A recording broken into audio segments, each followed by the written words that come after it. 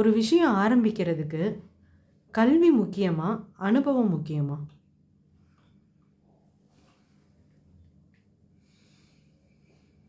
கல்வி கல்வியா செல்வமா வீரமான்னு கேட்குற மாதிரி கல்வியா அனுபவமா அப்படின்னு கேட்குறீங்க.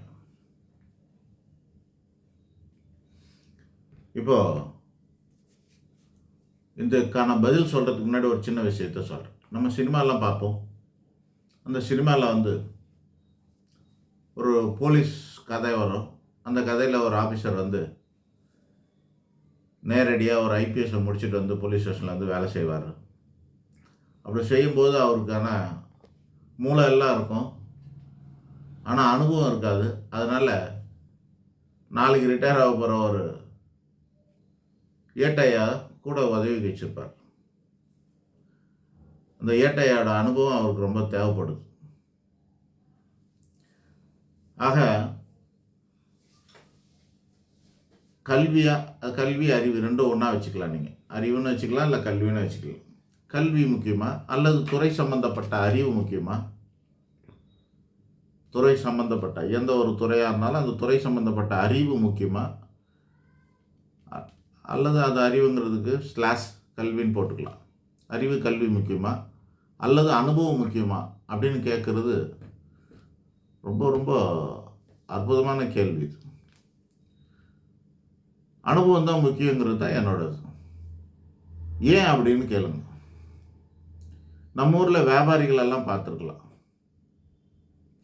சரவண பவன் அப்படின்னு ஒரு ஹோட்டல் இருக்குது. இந்த ஹோட்டலு படித்தவர் வச்சாரா, அனுபவத்தில் வச்சாரா? ஒருத்தர் அனுபவத்தில் தான் வச்சார். ஓகே. ஜிஆர்டி படிச்சுட்டு வச்சாரா, அனுபவத்தில் வச்சாரா? அவங்க எல்லாமே அனுபவத்தில் தான் வச்சாங்க. விபிஜே படிச்சுட்டு வச்சாரா, அனுபவத்தில் வச்சாங்களா? எல்லாம் அனுபவஸ்தர்கள் தான். இப்போது அவங்களோட பிள்ளைகள்லாம் வைக்கிறாங்க. சரவணபவன் முதலாளி போயிட்டார், அவரோட பிள்ளைகள் படிச்சுட்டு வைக்கிறாங்க. நடத்த முடியுதா? இப்போ ஃபேமஸாக இருக்குதா? இந்த மாதிரி அனுபவம் தான் முக்கியம். படிப்பு ரெண்டாவது தாங்க. படிப்பு ரெண்டாவது தான். நீங்கள் காலகாலமாக நம்ம ஊருங்களில் நடைமுறையில் பல டீ கடையை பார்க்கலாம், அண்ணாச்சி கடைகளை பார்க்கலாம், மளிகை கடைகளை பார்க்கலாம், நகை கடைகளை பார்க்கலாம், துணி கடைகளை பார்க்கலாம். இதெல்லாம் இருக்குது. சில துறைக்கு படிப்பு ஒரு அடிப்படை தகுதியாக்கப்படுகிறது. ஒரு மெடிக்கல் ஷாப் வைக்கிறோம். அந்த மெடிக்கல் ஷாப்புக்கு ஃபார்மசிஸ்ட் படித்தா தான் லைசன்ஸ் கொடுப்பாங்க. மெடிக்கல் ஷாப்புக்கு என்ன கொடுப்பாங்க? லைசன்ஸ் வேணும். யாருக்கு கொடுப்பாங்க? ஃபார்மசிஸ்ட் படித்தவங்களுக்கு கொடுப்பாங்க. அது பி ஃபார்மாக இருக்கலாம், இல்லை டி ஃபார்மாக இருக்கலாம். இவங்களுக்கு தான் அந்த லைசன்ஸ் கொடுப்பாராங்க, ட்ரக் லைசன்ஸ்னு சொல்கிறது. ஆனால் அந்த ஃபார்மசிஸ்ட்டுக்கு எதுவும் தெரியாது, படிப்பு தான் தெரியும். ஒருத்தர் பல வருஷமாக சேல்ஸ்மேனாக வேலை செஞ்சுருப்பார் மெடிக்கல் ஷாப்லலாம். அவருக்கு எல்லா மருந்தும் தெரியும், வியாபாரம் தெரியும், மருந்துக்கு சப்ஸ்டிடியூட் தெரியும், எல்லாம் தெரியும். அவர் எல்லாம் வியாபாரம் பண்ணிட்டு பில்லு போடுவார், இல்லை ரிஜிஸ்டரில் எழுதுவாங்க. ரிஜிஸ்டரில் ஃபார்மசிஸ்ட்டு சைன் பண்ணிட்டு போவார். இன்றைக்கி தேதிக்கு எல்லா மெடிக்கல் ஷாப்லேயும் ஃபார்மசிஸ்ட்டு ஒர்க்கிங் பார்ட்னர்னு போட்டுருப்பாங்க. அதாவது சேலரி வாங்குறாரு. ஒர்க்கிங் பார்ட்னர்னு போட்டு அவர் பேரில் இவர் பேர் 2 பேரும் சேர்ந்து தான் லைசன்ஸ் கொடுப்பாங்க. தனியாக ஒரு ஆள் கொடுக்கறதில்ல. ஃபார்மசிஸ்ட்டுக்கு தான் தனியாக கொடுப்பாங்க. நீங்களும் நானும் போய் ஒரு மெடிக்கல் ஷாப் வைக்கணுன்னா இல்லை ட்ரக் லைசன்ஸ் கிடைக்காது. ஃபார்மசிஸ்ட்டை பார்ட்னர்ஷிப் சேர்த்தா தான் தருவாங்க. ஆனால் அங்கே இருக்கவே மாட்டார் ஃபார்மசிஸ்ட். மெடிக்கல் ஷாப்பில் ஃபார்மசிஸ்ட் இருக்கவே மாட்டார். ஓனரோ இல்லை சேல்ஸ்மேனோ தான் கடையில் இருப்பாங்க. இது எழுதுகிறாங்க. இது என்ன கிடைக்குது? இது அனுபவம் தான் முக்கியம். எல்லா துறைக்குமே அனுபவம் தான் முக்கியம். இன்னொன்று சொல்கிறேன். எம்பிபிஎஸ் படிக்கிறாங்க டாக்டருங்க. படித்து வந்த உடனே மறுநாளே ஒரு கிளினிக் வைக்கிறாங்க. படித்து வந்தோன்னா அப்படியே இல்லை, உடனே ஹவுஸ் சர்ஜன்லாம் முடிச்சுட்டு தான் வராங்கன்னு வச்சுக்கோங்க. எல்லாம் முடிச்சுட்டு கிளினிக் வைக்கிறாங்க. நீங்கள் படித்தவங்கக்கிட்ட போய் ஆப்ரேஷன் பண்ணிப்பீங்களா, அல்லது அனுபவமான டாக்டர்கிட்ட ஆப்ரேஷன் பண்ணிப்பீங்களா? அனுபவமான டாக்டர்கிட்ட தான். ஜோசியர்கிட்ட எம்ஏ அஸ்ட்ராலஜி படிச்சுட்டு வர்றாரு, அவர்கிட்ட பார்ப்பீங்களா? பாரம்பரியமான அனுபவம் உள்ள ஒருத்தர்கிட்ட ஒரு 60 70 80 வயசு உள்ள ஒரு ஜோசியர்கிட்ட போய் ஜோசியம் பார்க்குறத விரும்புவீங்களா? எத்தனை வருஷம் பார்க்குறாங்கன்னு கேட்டுட்டு தான் பார்க்குறாங்க. எதுக்கு இன்றைக்கி வரைக்கும் கடைங்களெல்லாம் சின்ஸுன்னு போடுறானுங்க. சின்ஸ் 1929 ஒரு பேக்கரிக்கு சின்ஸ் 1929 போகிறான். 29ல் சமைச்ச ரொட்டியை இப்போ கொடுக்க போகிறான். அப்போ ஆரம்பித்ததுன்னு போடுறாங்க. இவ்வளோ நாள் பண்ணுறாங்கன்னா ஒரு நம்பகத்தன்மை ஏற்படுத்துதா இல்லையா அது அவங்களுக்கு? இந்த அனுபவம் தாங்க. இப்போ இந்த டாக்டரை பற்றி சொல்கிறேன், எம்பிபிஎஸ்ன்னு சொல்லிட்டு. எம்பிபிஎஸ்ங்கிறது ஒரு படிப்பு. அது படிக்கிறாங்க, படிச்சுட்டு வராங்க. எதை படிச்சுட்டு வராங்க? புத்தகத்தை படிச்சுட்டு வராங்க. அந்த புத்தகத்தை எழுதுனது யார்? அனுபவம்தான் எழுதியிருக்கிறான். ஆய்வின் அடிப்படையில் அனுபவித்து எழுதுனது தான்.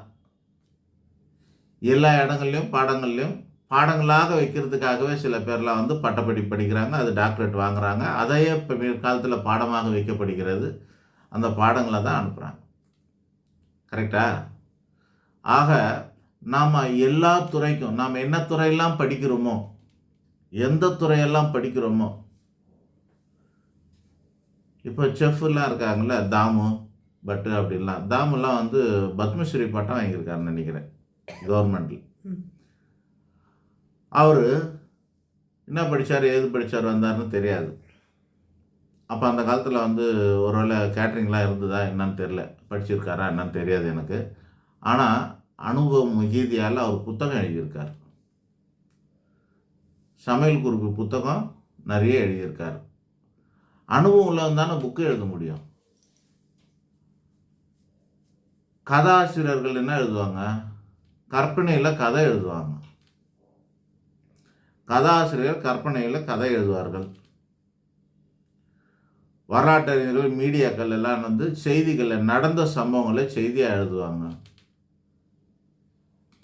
விசாரணைகள் விசாரித்ததன் அடிப்படையில் கிடைக்கக்கூடிய உண்மையை எழுதுவாங்க. ஆய்வாளர்கள் ஆய்வுகளை எழுதுவார்கள், வரலாற்று ஆய்வாளர்கள். இப்படியெல்லாம் இருக்கும். ஆனால் அனுபவஸ்தர்கள் மட்டும்தான் பாடங்களை எழுத முடியும். அடுத்த தலைமுறைக்கு ஒரு பாடத்தை எழுதணுன்னாக்கா யார் எழுதுகிறாங்கன்னா அனுபவஸ்தர்கள் தான் எழுத முடியும். அவர்களுடைய ஆய்வில் கிடைச்சதை அனுபவித்து அதெல்லாம் வந்து ப்ராக்டிக்கலாக பல இடங்களில் பார்த்து ஆய்வு செய்து அதுக்கப்புறம் தான் எழுதுவாங்க. ஒரு புதுசாக ஒரு மெடிசன் கண்டுபிடிக்கிறாங்க, எடுத்தோன்னே யாரோ போட்டுப்பாங்களா? கொரோனாக்கெல்லாம் போட்டுக்கிறதுக்கு பயம் வந்ததா இல்லையா? முதல் ஊசியை மோடி குத்திக்கினதுக்கப்புறம் தான் நமக்கு தைரியம் வந்தது. அப்போது அதுக்கு முன்னாடி ஆய்வு செய்தாங்களா? ஆய்வு செய்த அனுபவத்தை எங்கே பாட்டினாங்க? பல உயிரினங்களுக்கு அதை கொடுத்தாங்களா?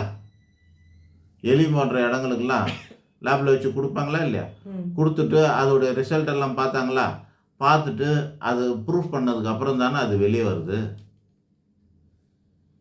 அப்போது அதுதானே அனுபவம். எல்லா துறைக்கும் ஏட்டு சுரக்காய் கூட்டுக்கு உதவாதுன்னு சொல்லுவாங்க அந்த காலத்துலலாம். அந்த மாதிரி வெறும் ஏட்டு சுரக்காய் மட்டும் இருந்தால் பத்தாது, அனுபவம் கட்டாயம் வேணும். அனுபவங்கிறது குறைஞ்சபட்சம் குறைஞ்சபட்ச அனுபவமாச்சு இருந்து அதோடு சேர்ந்து இந்த கல்வி அறிவும் அந்த துறை சார்ந்த அறிவும் சேர்ந்து இருந்ததுன்னா அமோகமான பலன். இப்போ உதாரணத்துக்கு நான் சில வக்கீலுங்களை பார்க்குறேன். அவர் வந்து இன்னும் காரணத்தோடு அவர் கோர்ட்டுக்கு போகல. அவர் படிக்கலையா, ஃபெயில் ஆகிட்டாரா, இல்லைன்னா ஏதாவது இதில் வந்து சஸ்பெண்ட் ஆகிட்டாரான்னு தெரியாது. அவர் கோர்ட்டுக்கு போக மாட்டார். அவர் பல ஜூனியர்களை வச்சுருக்கிறார். ஆனால் அந்த ஜூனியர்களுக்கு வயசு கம்மியாக இருக்குது. இவருடைய இதெல்லாம் மட்டும் ஜூனியர் தான் சைன் பண்ணுறாங்க. இவர் சொல்கிறபடி தான் போய் செஞ்சுட்டு வர்றாங்க. இவர் கோர்ட்டுக்கு போக முடியல.